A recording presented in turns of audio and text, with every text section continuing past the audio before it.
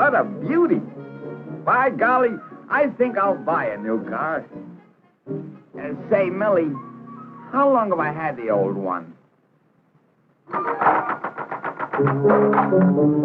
1 year, 8 months, 14 days, 11 minutes, 43 seconds.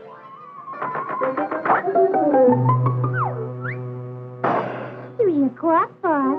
Time to go home. So it is. Well, I'm ready. A long day, 11 to 3, 2 hours for lunch, 3 days a week. It's a tough life.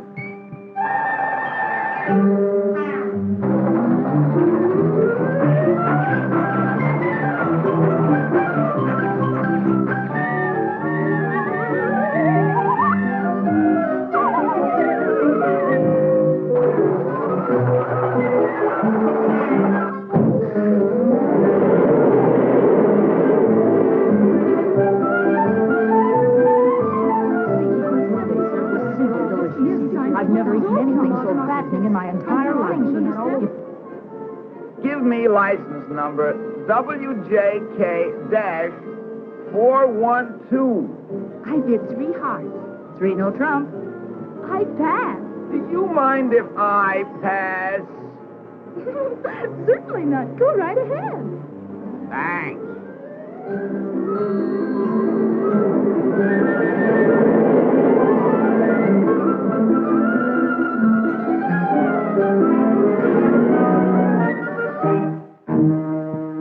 No doubt about it. This bus is a little old-fashioned.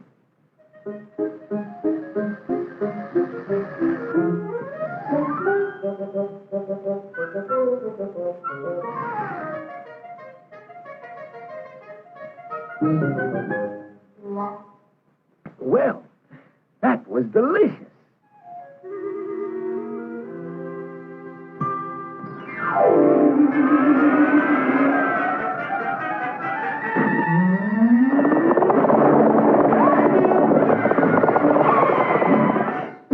That concludes tonight's thrilling episode of our three-dimensional Western, brought to you by Energade, the combination soft drink, candy, and dessert with the three-dimensional flavor. Good, good, good. Buy it at your local market.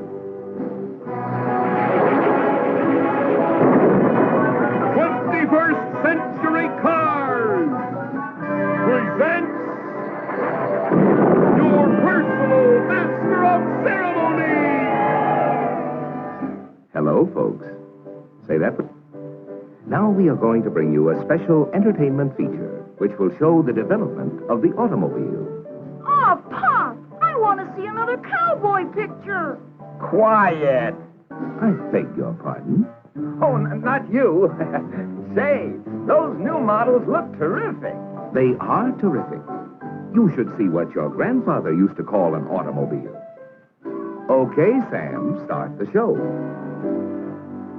Now, folks, believe it or not, this is actually an automobile. When Grandpa was a 17-year-old hot rodder around the turn of the century, this job was the hottest thing on wheels. Grandpa's newfangled horseless carriage changed his whole life in more ways than one. Motoring was a thrilling experience even in those days. Since there weren't any doors in Grandpa's dreamboat, sometimes it was a little too thrilling. Every trip was an adventure in those days, and one thing you could always depend on: a flat tire. The old retaining rings on the rims didn't always retain what they were supposed to retain.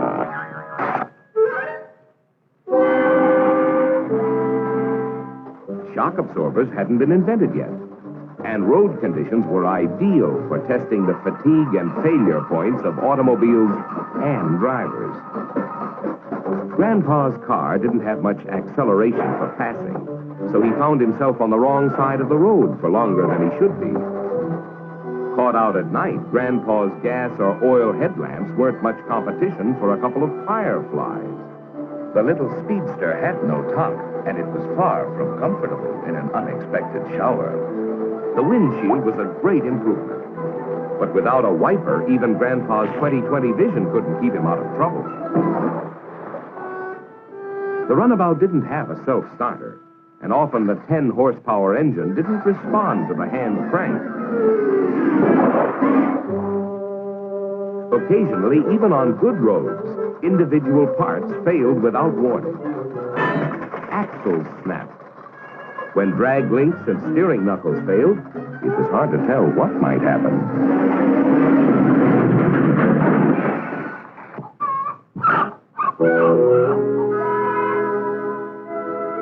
With every passing year, improvements came thick and fast. Stronger and safer wheels were developed with demountable rims for tires. Doors were added to keep people safely inside. Tops became standard equipment. Windshields protected motorists from bugs and the elements. Wipers were invented to help the motorist drive safely in bad weather. The driver's seat was moved from right to left to make passing safer. The electric starter replaced the old hand crank. This remarkable invention enabled Grandma to get into the automobile driving act, and she really loved it. As the years went by, the automobile manufacturers continued to improve their cars and make them safer, so that more and more people could use and enjoy them.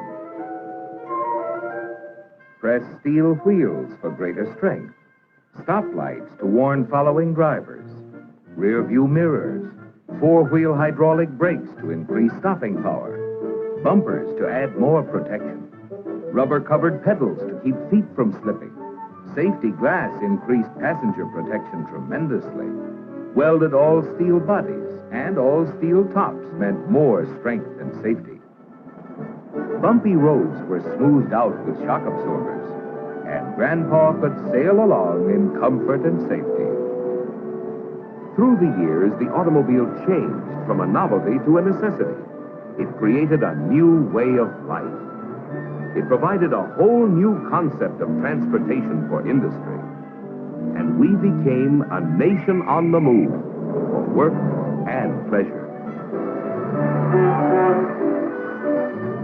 Besides designing better automobiles, the manufacturers developed research and testing techniques to help them build safer cars. The science of metallurgy met the challenge of creating more efficient and stronger parts and assemblies. Scientists used all kinds of technical equipment in research and development programs. Ingenious torture tests were designed to reveal fatigue and failure points in parts and assemblies.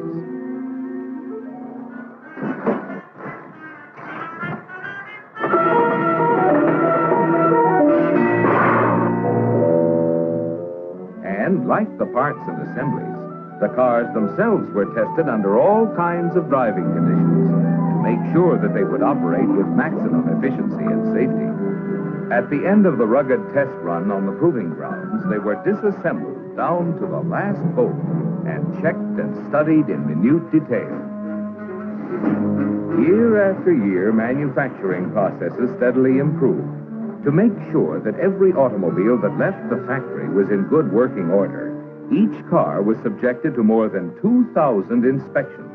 Cars became safer and more reliable. So when Grandpa, still plenty spry in spite of his age, set out for a little trip, his car was reliable, safe, comfortable, and easy to drive. Safety door locks kept Grandpa secure inside the all-steel body. The adjustable seat quickly placed him in a comfortable position. The automatic transmission made driving easier, and easier controls meant safer driving. Styling contributed to safety. The low center of gravity gave more stability. Tubeless tires meant increased safety. New equipment kept Grandpa warm in the winter and cool in the summer to add to his comfort. And a more comfortable driver was a safer driver. More powerful and reliable engines were developed to make driving more efficient. When Grandpa passed another car, he did it safely and easily. Wrap-around windshields and larger rear windows increased visibility tremendously. Sealed beam headlamps guided Grandpa safely at night. Power brakes made it possible for him to stop easily and quickly. Directional signals let the other fellow know the driver's intentions. Power steering not only made parking a breeze, it made all driving easier. Even in the good old days of the 1950s and 1960s, Grandpa could rely on his automobile to get him to his destination quickly, safely, and fresh as a daisy. So you see, folks, all of you who are living in the year 2000 are fortunate, because through the years, the automobile manufacturers have had as their goal your safety first. They have constantly improved the quality and safety of automobiles. And they will continue in the future as they have in the past to create cars that are more maneuverable, more responsive, more dependable in every situation, and easier, more pleasant, and safer for all of us to drive, including, of course, Grandpa. That's the ding-dong truth, folks. Look at me going on 117. It's this easy modern living that does it. Well, so long, kids. Gotta go pick up another new model.